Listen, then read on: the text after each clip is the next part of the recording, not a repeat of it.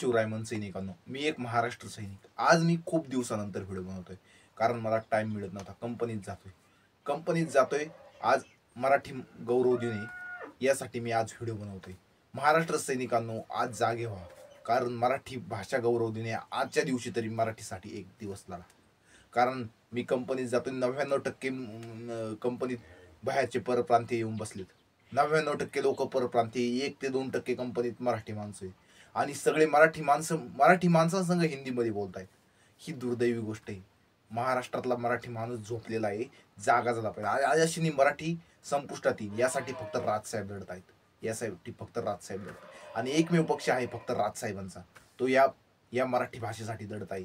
बाकीचे पक्ष फक्त मतासाठी मराठी करतायत, हिंदुत्व करतायत, मतासाठी फक्त करतायत. आपल्याला एवढी विनंती आहे की आज मराठी भाषा गौरव दिन आहे. या मराठी भाषा गौरव दिनानिमित्त तुम्हाला माझ्याकडून शुभेच्छाचे. पण मराठी भाषेसाठी तुम्ही एक दिवस लढा द्या, मराठी भाषेसाठी द्या.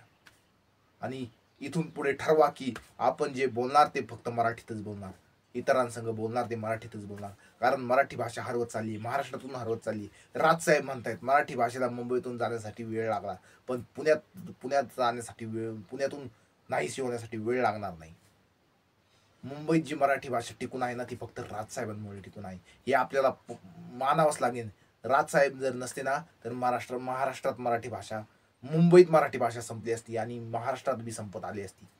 जर राजसाहेब नसते तर राजसाहेब फक्त मराठी भाषेसाठी लढा देत आहेत.